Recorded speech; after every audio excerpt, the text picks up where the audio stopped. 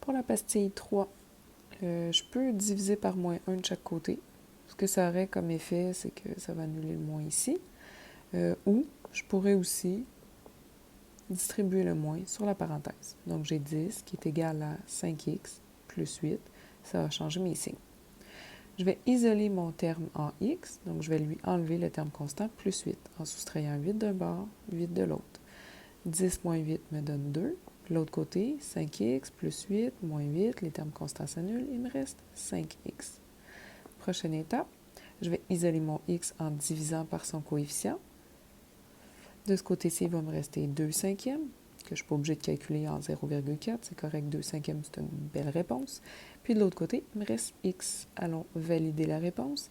10 est égal à moins 5 fois mon x de 2 cinquièmes, moins 8. OK, on va calculer ça, voir. Et les 5 s'annulent. Il me reste moins 1. Moins 1 fois 2, moins 2. OK, je vais juste écrire ça. Moins, entre parenthèses. Ça ici, ça me donnait moins 2, moins 8. Moins, entre parenthèses, moins 2, moins 8 me donne moins 10.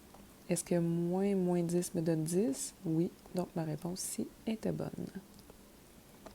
Je vais aller faire la pastille 4. Pour la pastille 4, tu pourrais, pour isoler ton terme en B, tu pourrais enlever le terme constant de moins 5, en faisant plus 5 d'un côté, plus 5 de l'autre.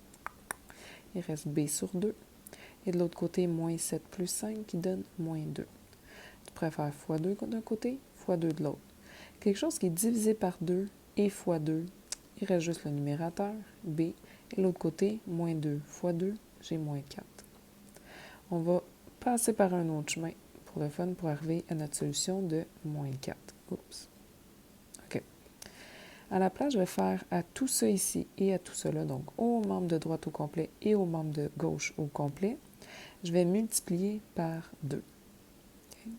Donc, tout ça multiplié par 2, ça donne moins 10. Ça annule le 2, il reste plus B. Et de l'autre côté, ça me donne moins 14. Ensuite, il me resterait juste à faire plus 10 de chaque côté. Les termes constants s'annulent. J'ai B qui est positif. Et de l'autre côté, j'ai moins 4. Donc, encore une fois, on arrive à une solution de moins 4. On pourrait aller vérifier si elle est bonne. L'équation, c'était moins 5 plus B sur 2 qui est égal à moins 7. Si mon B est remplacé par moins 4, moins 5 plus le moins 4 qui est divisé en 2, est-ce que ça va donner moins 7? Moins 4 divisé en 2, oups, ça donne moins 2. Bien, plus moins 2. Ici, j'ai moins 7. Je pense bien que moins 7 est égal à moins 7. Cette solution-là est bonne.